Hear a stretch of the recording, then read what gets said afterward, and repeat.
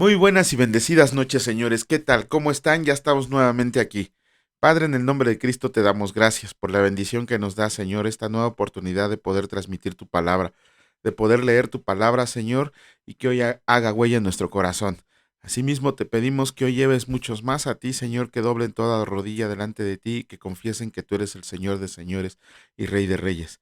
Te bendecimos, Señor, te alabamos, porque tú eres bueno y misericordioso y tu gracia es eterna para siempre. Gracias por todas las bendiciones recibidas el día de hoy. En el nombre de Cristo Jesús. Amén.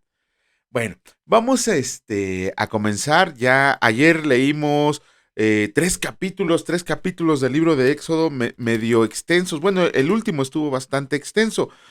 Vamos a hacer una recapitulación, un pequeño comentario acerca de los capítulos que leímos el día de ayer. Empezamos con el capítulo 10 del libro de Éxodo. ¿Qué vimos en ese capítulo?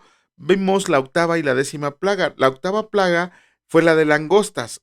Esta plaga, antes de que Dios la soltara, le hizo una advertencia a Faraón acerca de lo que venía por medio de Moisés y Aarón.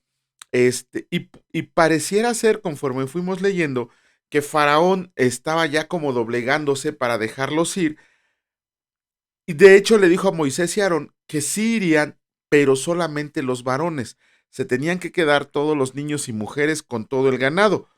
Obviamente Dios no iba a permitir que su pueblo solamente fueran los varones, sino que fueran todas las familias. Por lo tanto, Faraón se endureció, no quiso dejar ir a nadie y envió la plaga de langostas que devoró todo lo que quedaba ya de por sí de un Egipto destrozado, como habíamos leído en el capítulo 9. Los magos ya le habían dicho a Faraón que el país estaba totalmente destrozado y en ruinas, y aquí Faraón siguió endureciéndose y no quiso dejar salir al pueblo de Israel. ¿Cuál fue la novena plaga? 3 días de tinieblas. Dice la palabra que eran tan densas que inclusive se podían como tocar. Ajá. Eh, no sé si a ustedes les haya tocado así oscuridad, pero de esa oscuridad que no ves nada, ¿no? Cuando no traes ni un cerillito para poder prender. Imagínense 3 días, o sea, no hubo así de que, ay, amaneció, ya hay luz, ¿no? Aquí cuando se nos corta la luz o se va la luz, pues nos esperamos al día siguiente, ¿no? Que salga el sol, pero ahí la palabra menciona que fueron 3 días completos en total oscuridad, ¿no? Imagínense qué horrible ha de haber sido eso.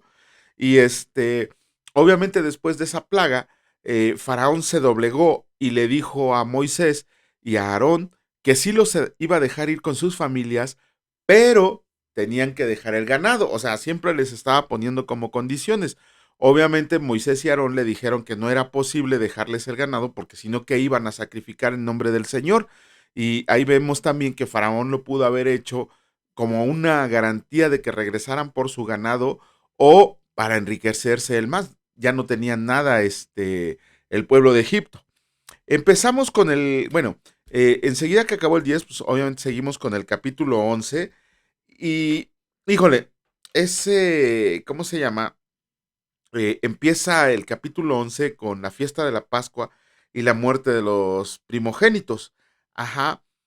Antes de eso, Dios le ordena a todas las familias de Israel que a sus vecinos les pidieran alhajas de plata y oro. Eh, ¿Cómo se llama? Inclusive Dios les dice que los iba a hacer de buen parecer ante los ojos de los egipcios para que les dieran lo que pidieran.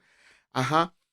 También ahí vemos que en ese capítulo Moisés se entrevista con Faraón y le dice, déjanos ir, porque si no, hoy a la medianoche, todo primogénito de los siervos y de los habitantes de Egipto, inclusive de los israelitas, si no obedecían las órdenes, las reglas que les había dado Dios, iban a ser, ¿cómo se llama? Eh, Muertos todos los primogénitos. Ajá. Ya de ahí fue un capítulo muy corto de 10 versículos y pasamos inmediatamente al capítulo 12. En el capítulo 12 es muy, muy, muy importante porque el Señor le da al pueblo de Israel dos fiestas en ese momento. La primera y principal, la fiesta de la Pascua.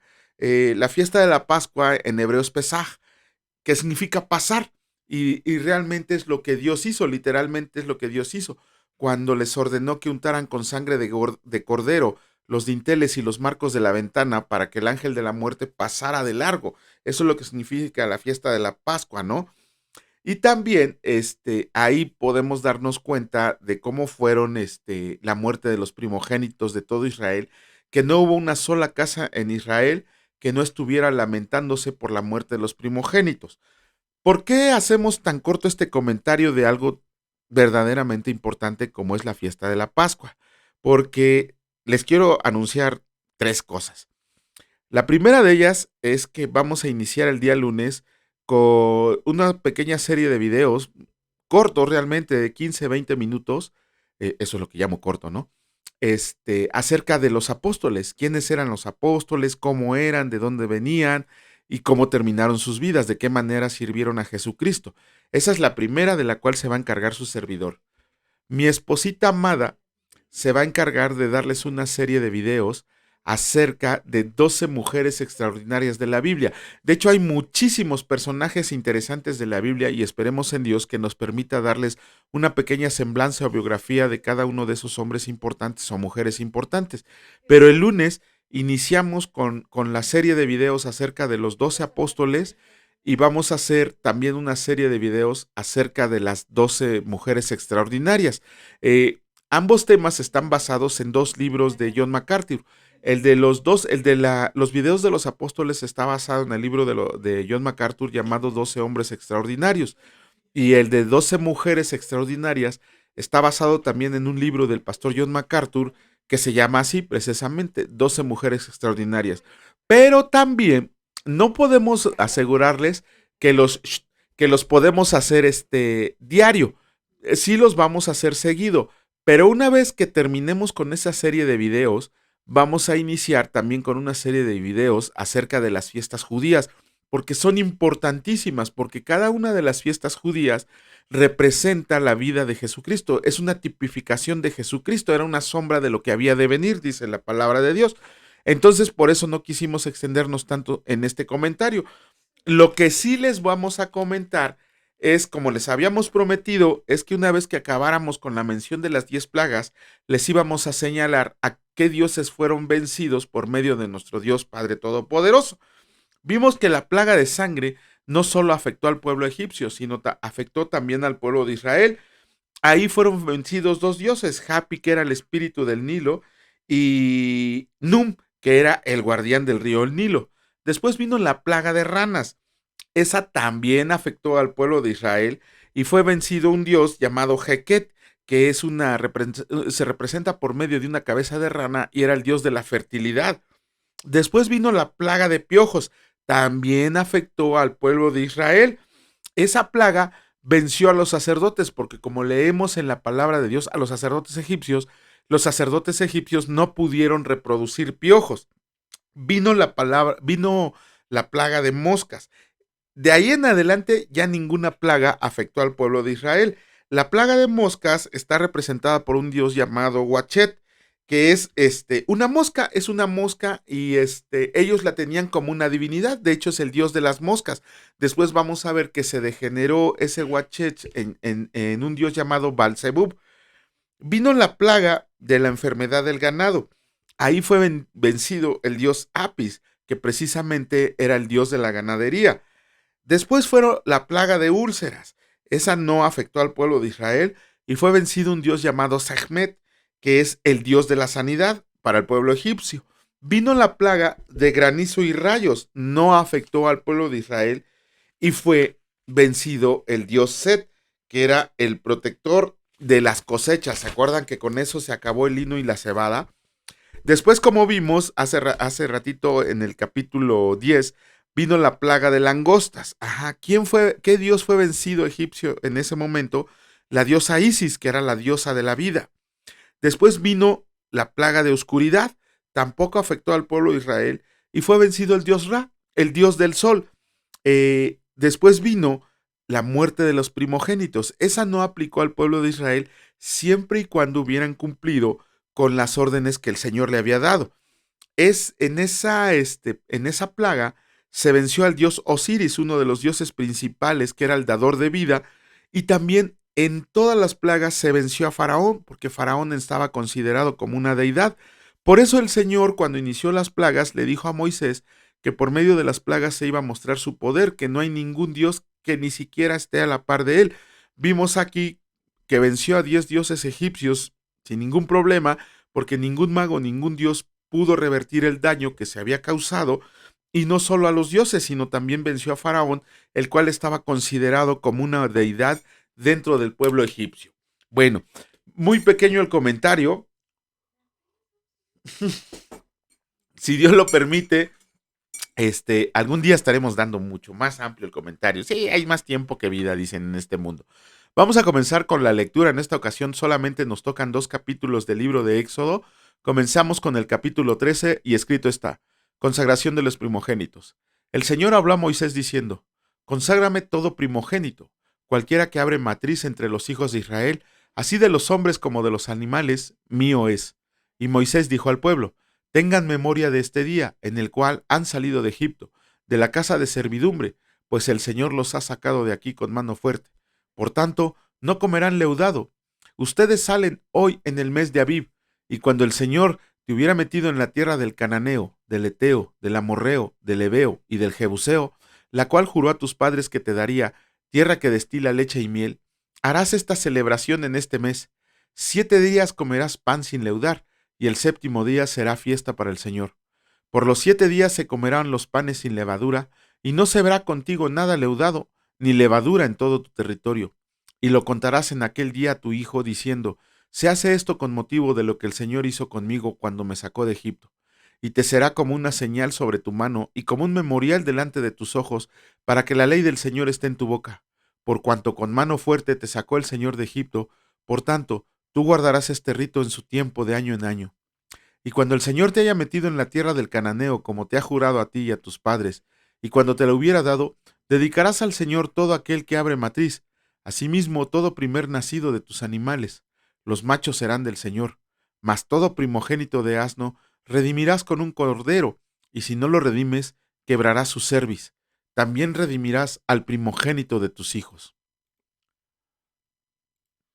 Y cuando mañana te pregunte tu hijo diciendo: ¿qué es esto?, le dirás: el Señor nos sacó con mano fuerte de Egipto, de casa de servidumbre. Y endureciéndose Faraón para no dejarnos ir, el Señor hizo morir en la tierra de Egipto a todo primogénito, desde el primogénito humano hasta el primogénito de la bestia. Y por esta causa yo sacrifico para el Señor todo primogénito macho, y redimo al primogénito de mis hijos. Te será, pues, como una señal sobre tu mano, y por un memorial delante de tus ojos, por cuanto el Señor nos sacó de Egipto con mano fuerte. La columna de nube y fuego. Y luego que Faraón dejó ir al pueblo, Dios no los llevó por el camino de la tierra de los filisteos que estaba cerca, porque dijo Dios: para que no se arrepienta el pueblo cuando vea la guerra y se vuelva a Egipto. Mas hizo Dios que el pueblo rodeara por el camino del desierto del Mar Rojo, y subieron los hijos de Israel de Egipto armados. Tomó también consigo Moisés los huesos de José, el cual había juramentado a los hijos de Israel, diciendo: Dios ciertamente los visitará, y harán subir mis huesos de aquí con ustedes. Y partieron de Sucot y acamparon en Etam, a la entrada del desierto. Y el Señor iba delante de ellos de día en una columna de nube para guiarlos por el camino, y de noche en una columna de fuego para alumbrarlos, a fin que anduvieran de día y de noche.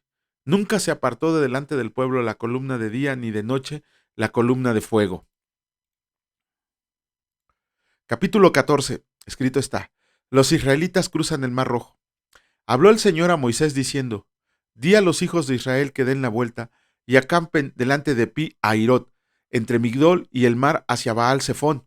Delante de él acamparán junto al mar, porque Faraón dirá de los hijos de Israel: encerrados están en la tierra, el desierto los ha encerrado. Y yo endureceré el corazón de Faraón para que los siga, y seré glorificado en Faraón y en todo su ejército. Y sabrán los egipcios que yo soy el Señor, y ellos lo hicieron así.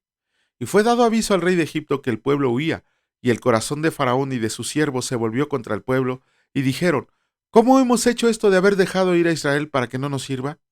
Y unció su carro y tomó consigo su pueblo, y tomó 600 carros escogidos, y todos los carros de Egipto, y los capitanes sobre ellos. Y endureció el Señor el corazón de Faraón rey de Egipto, y él siguió a los hijos de Israel, pero los hijos de Israel habían salido con mano poderosa.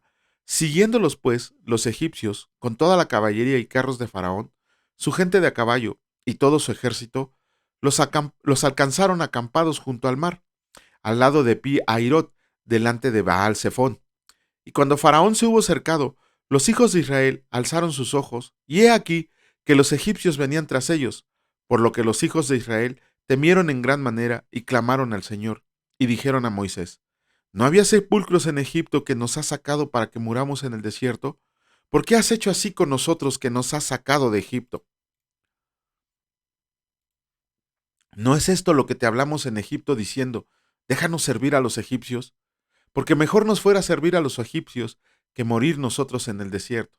Y Moisés dijo al pueblo: no teman, estén firmes y vean la salvación que el Señor hará hoy con ustedes, porque los egipcios que hoy han visto, nunca más para siempre los verán. El Señor peleará por ustedes y ustedes estarán tranquilos. Entonces el Señor dijo a Moisés: ¿por qué clamas a mí? Di a los hijos de Israel que marchen. Y tú, alza tu vara y extiende tu mano sobre el mar, y divídelo, y entren los hijos de Israel por en medio del mar, en seco. Y he aquí, yo endureceré el corazón de los egipcios para que los sigan, y yo me glorificaré en Faraón y en todo su ejército, en sus carros y en su caballería. Y sabrán los egipcios que yo soy el Señor, cuando me glorifiquen en Faraón, en sus carros y en su gente de a caballo. Y el ángel de Dios que iba delante del campamento de Israel se apartó e iba en pos de ellos, y asimismo la columna de nube que iba delante de ellos se apartó y se puso a sus espaldas, e iba entre el campamento de los egipcios y el campamento de Israel, y era nube y tinieblas para aquellos, y alumbraba a Israel de noche, y en toda aquella noche nunca se acercaron los unos a los otros. Y extendió Moisés su mano sobre el mar, e hizo el Señor que el mar se retirara por recio viento oriental toda aquella noche, y volvió el mar en seco, y las aguas quedaron divididas. Entonces los hijos de Israel entraron por en medio del mar, en seco, teniendo las aguas como muro a su derecha y a su izquierda. Y siguiéndolo los egipcios, entraron tras ellos hasta la mitad del mar, toda la caballería de Faraón, sus carros y su gente de a caballo. Y aconteció a la vigilia de la mañana, que el Señor miró el campamento de los egipcios desde la columna de fuego y nube, y trastornó el campamento de los egipcios, y quitó las ruedas de sus carros, y los trastornó gravemente. Entonces los egipcios dijeron: huyamos de delante de Israel, porque el Señor pelea por ellos contra los egipcios. Y el Señor dijo a Moisés: extiende tu mano sobre el mar, para que las aguas vuelvan sobre los egipcios, sobre sus carros y sobre su caballería. Entonces Moisés extendió su mano sobre el mar, y cuando amanecía, el mar se volvió en toda su fuerza, y los egipcios al oír se encontraban con el mar. Y el Señor derribó a los egipcios en medio del mar, y volvieron las aguas, y cubrieron los carros y la caballería. Y todo el ejército de Faraón que había entrado tras ellos en el mar, no quedó de ellos ni uno. Y los hijos de Israel fueron por en medio del mar en seco, teniendo las aguas por muro a su derecha y a su izquierda. Así salvó el Señor aquel día a Israel de mano de los egipcios, e Israel vio a los egipcios muertos a la orilla del mar. Y vio Israel aquel grande hecho que el Señor ejecutó contra los egipcios, y el pueblo temió al Señor, y creyeron al Señor y a Moisés su siervo. Con eso terminamos la lectura del día de hoy. Mañana, si Dios lo permite, estaremos haciendo el comentario de estos dos capítulos. Está impresionante lo de Moisés, ¿no? De abrir el mar. Bueno, ayer también nos tocó leer el capítulo 18 del Evangelio de Mateo y lo terminamos. Tan solo nos tocaron los versículos del 15 al 35. ¿Qué hay ahí? Hay algo muy ahí entre los versículos 21 y 35 que pareciera ser algo fácil, que de hecho muchos de nosotros que nos decimos cristianos, pareciera ser que lo hacemos ver muy fácil, cuando en realidad es una de las cosas más difíciles que nos exige el Señor, ¿no? Y es una exigencia que nos exige el Señor para hacer. ¿Por qué? Resulta que otra vez el buen Pedrito se acerca a preguntarle al Señor Jesús si debía perdonar a su ofensor 7 veces, a su ofensor 7 veces. Y el Señor Jesús le contesta: no 7 veces, 70 veces 7. Si hacemos la cuenta, 70 veces 7, pues son 490 veces. Algo, tan solo perdonar a una sola persona, no estamos hablando de otorgar el perdón 490 veces, ¿no? Perdonar a una persona, 490 veces. Yo creo que mi esposa ya va por la 520, algo así, ¿no? De perdonarme de todas las tonterías que hago. Pero en realidad lo que el Señor Jesús estaba queriéndole dar a entender a Pedro es que no solo era imposible perdonar 490 veces, sino que en realidad él estaba diciendo indefinidamente. No hay una regla que te diga, no, si lo perdonas 10 veces y pasa la 11, no, ya, se va al infierno. No, el Señor Jesús le decía, siempre, siempre tienes que perdonar, siempre, siempre. No hay de que, no, pues que ya lo perdoné 3 veces y no quiere entender, no, pues hay que se joda, ¿no? No, este, de hecho, el Señor Jesús, bueno, el Señor Jesús en su palabra nos enseña cómo, así rápidamente, muy rápidamente, nos enseña 3 pasos para perdonar. El primero lo podemos leer en el versículo 32 del capítulo 4 del libro de Efesios, que dice que cómo debemos de perdonar inmediatamente. El perdón debe de ser de inmediato. No es así de que, ay, me pegó y pues a ver si lo perdono mañana, ¿no? Mañana que esté más relajado, a ver si lo perdono. No. Dice la palabra de Dios que el perdón debe de ser inmediato. Pero también ahí mismo nos dice que nos libra de amargura, nos libra de la amargura y del enojo, y con eso le dejamos la responsabilidad al ofensor, ¿no? Si tú te libras de la amargura y del enojo, ¿sobre quién va a caer todo eso? Sobre el ofensor. Después dice la palabra que aunque tú hayas perdonado ya en tu corazón, vamos a creer que fuera posible que perdonaras inmediatamente a alguien, ¿no? O bueno, que le otorgaras el perdón, ya no digamos inmediatamente. Dice la palabra que cuando tú hayas perdonado en el corazón, no se lo digas, que no se lo digas a tu ofensor, hasta que él se arrepienta, hasta que él se arrepienta de lo que haya hecho. Y tiene, exactamente, tienes que ir con él y reprenderlo con paciencia y humildad. No, no es cierto, con amor. Lo tienes que reprender con amor, esperando poder llevarlo a la confesión. Eso no es de nosotros, así, los eruditos ni nada. Eso lo podemos leer en el capítulo 17 del Evangelio de Lucas, en el versículo 3. Bueno, dice también que si él, bueno, ok, tú ya perdonaste, no se lo dijiste, le dejaste la responsabilidad a él, y él y te acercas a él para reprenderlo con amor, y él tiene que confesar que te hizo daño, que te causó un daño. Entonces, si él te confiesa que te ha hecho mal, entonces es ahí cuando tú le puedes decir que ya lo habías perdonado. Y eso también lo vemos en el versículo 4 del capítulo 17 del Evangelio de Lucas, para que luego andan diciendo, ay, no, pues ese cuate lo dice re fácil, ¿no? Seguramente él es bien perdonador. No, lo dice la palabra de Dios, como la estamos leyendo. Cuando lleguemos al Evangelio de Lucas, nos vamos a dar cuenta que esto está ahí, ¿no? El perdón está ahí. De hecho, lo voy a señalar, porque si no, luego se me va a olvidar y no me la van a perdonar. Ajá, le voy a poner ahorita un sticker. Ay, no pinta mi pluma, Almita, ya no tengo plumas. Aquí está. ¿Y dónde está? Este. Ahí está. Bueno, no solamente acaba ahí la cuestión del perdón, les digo que pareciera ser algo tan fácil, pero yo creo que es algo de lo que nos cuesta muchísimo trabajo poderlo hacer. De hecho, el Señor Jesús ahí le avienta a sus discípulos una parábola, la parábola de los dos deudores.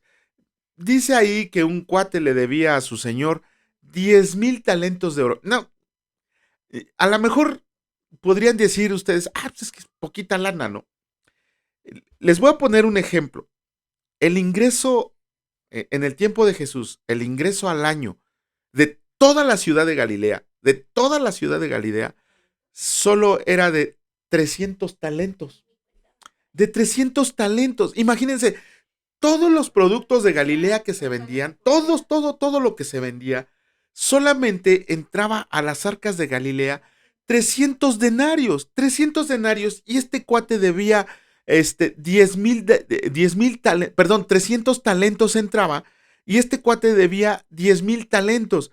Si hiciéramos, miren, nada más pónganse a pensar, un talento son 33 kilos de oro, bueno, 33 kilos de algo. Nada más imagínense cuando eran 33 kilos de oro y que fueran 10,000. No, este cuate dice, si me das tiempo te voy a pagar. Ni vendiendo los 2 riñones, los pulmones, el corazón a sus hijos, a sus perros, a su ganado, iba a poder juntar, ni viviendo 400 vidas iba a poder juntar el dinero que le debía a su señor. Y el señor le dice, está bien, yo sé que no me vas a pagar, ¿sabes qué? Te perdono la deuda, ya, escúchale de aquí, ¿no? Sale este cuate y se encuentra con un consiervo suyo. Y este consiervo le debía nada más, ¿cuánto? 100 denarios. 100 denarios le debía. ¿Cuánto era un denario? Hagan de cuenta que era el salario mínimo en tiempos de Jesucristo. Un denario era un día de trabajo, o sea, le debía 100 días de trabajo. Pero este cuate, al que le perdonaron 10,000 talentos de oro, no lo perdona a su consiervo y ahí lo está ahorcando y lo mete a la cárcel y le dice, págame y todo esto, ¿no? No más que no se dio cuenta que lo estaban viendo sus demás compañeros. Cuando mete a la cárcel a este pobre consiervo, los otros van no de chismosos, le van a comunicar a su señor que lo que había hecho este cuate.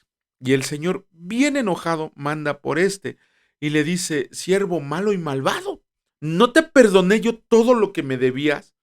¿Por qué no tú pudiste perdonar a este cuate que te debía? Pero ni siquiera era un pelo de su cabeza la comparación de lo que debía a él. Ajá. El señor se enoja y le dice, llama a sus verdugos, que lo metieran a la cárcel, que vendieran a toda su familia y que de ahí se cobrara, que estuviera en la cárcel hasta que pagara. Obviamente, si estaba en la cárcel, ¿cómo iba a pagar? Esto nos tiene que dejar de enseñanza algo. Aquí está la enseñanza del día de hoy. Ya hasta lo vamos a poner así con letras rojas, ¿no? La enseñanza del día de hoy. ¿Cuántos de nosotros pudiéramos haber pagado la deuda que teníamos con Dios? Ajá.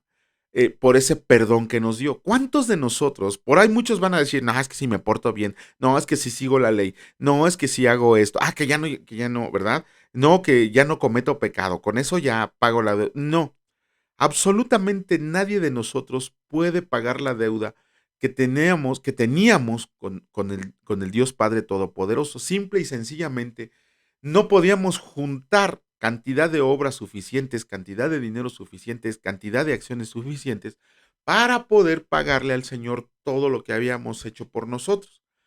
Pero el Señor, en su gracia y misericordia, manda a Jesucristo, el cual se sube a la cruz y nos otorga ese perdón, no, nos otorga un perdón pleno y libre. O sea, tú ya no debías nada, absolutamente no debes nada, nada, nada, nada, nada. Por ahí si alguien te dice, no, es que les digo que tengo un hermano en Cristo, que él, su pastor, le ha enseñado que Jesucristo pone el 60% de la salvación y nosotros el 40%. No sé de dónde sacaron tal aberración. Sí me estaba diciendo los versículos. No, es que es en serio, pareciera ser que es que le estamos inventando cosas. No digo nombres, porque pues obviamente pues no se vale, ¿no? Nada más digo los nombres míos, pero eso es lo que le están enseñando. Eh, híjole, no, se sacan versículos sacados de contexto, ¿no? No hay un solo versículo que te diga eso. La gracia es de Dios, tú no puedes hacer nada. Dios nos perdonó, Jesucristo nos redimió ante Dios. Eso es lo que tenemos que aprender. Si nosotros obtuvimos un perdón tan grande, no importa lo que hayas hecho, porque muchos también dicen, es que me acuerdo de que hice esto, pues deja de acordarte porque el Señor ya pagó por eso. Lo que pasa es que no te has arrepentido verdaderamente y por eso no puedes liberarte de esa culpa. Entonces, perdona, si Dios te perdonó con tan grande perdón, de tan grande manera, ¿quiénes somos nosotros para no perdonar al ofensor? Oh, oh, su servidor dice que perdona, pero siempre se acuerda. Entonces, como que por ahí no hay un perdón así que digamos así de inmediato. Ya después no me acuerdo, ¿no? Como a los 3 días ya no me acuerdo. Pero híjole, ¿cómo nos cuesta trabajo perdonar a nosotros, no? Nada más tienen que pensar algo. Si nosotros no perdonamos a nuestros hermanos, la palabra de Dios, y lo leímos en este capítulo, dice que vamos a sufrir las consecuencias en el tribunal de Cristo.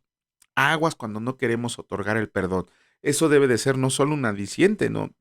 Debe de darnos así un poquito como que, no, sí, mejor sí te perdono, ¿no? Digo, también vimos muy rápido lo del perdón. No, ya no me acuerdo si tengo ese video guardado acerca del perdón, pero bueno, si no algún día lo platicaremos.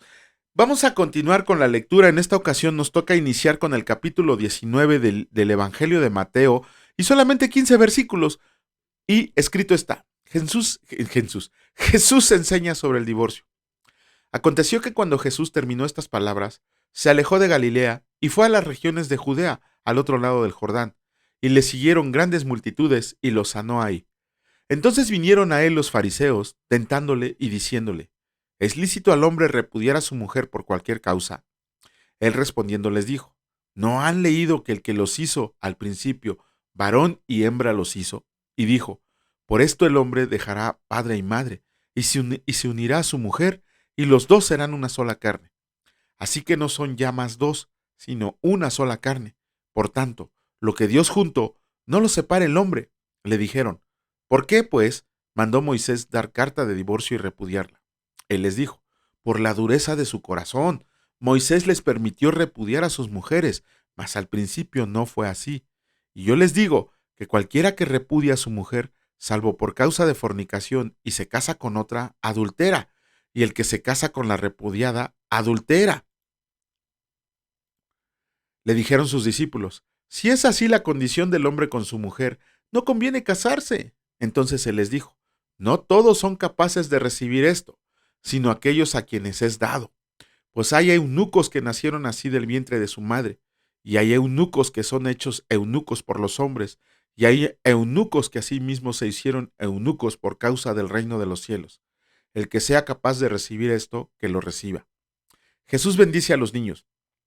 Entonces le fueron presentados unos niños para que pusiera las manos sobre ellos y orara, y los discípulos les reprendieron. Pero Jesús dijo, dejen a los niños venir a mí y no se lo impidan, porque de tales es el reino de los cielos. Y habiendo puesto sobre ellos las manos, se fue de ahí.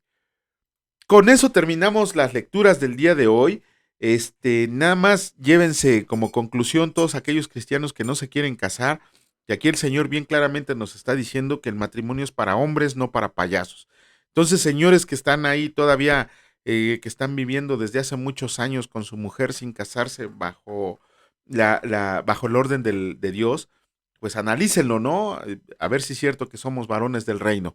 Bueno, no nos queda más que darle gracias a Dios. Padre, en el nombre de Cristo te damos gracias por la hermosa enseñanza que nos diste el día de hoy.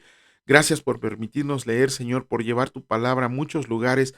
Te pedimos que no sea uno, sino que sean cientos los que se conviertan a ti, que lleguen a oídos de todas estas palabras, Señor, porque nosotros solo somos siervos haciendo lo que tú nos has mandado. Que toda la gloria, toda la honra y toda la alabanza te pertenezcan a ti y solo a ti, que eres el único digno de recibirla. Enséñanos a caminar ese camino de santidad, Señor, que nos acompañes en todo momento, en buenas y malas, en alegrías y tristezas, en llanto y alegría, que sepamos que tú estás caminando junto a nosotros, que tengamos la mirada puesta en ti, para que podamos llegar corriendo a la meta presuroso a tus brazos. Gracias por bendecirnos con tan grandes bendiciones espirituales y te pedimos que el día de mañana nos sigas prodigando todo tu amor. Te alabamos y te bendecimos en el nombre de Cristo Jesús. Amén. Que Dios los bendiga, señores, y si Dios lo permite, nos vemos el día de mañana. Cuídense mucho y 1, 2, 3, bye.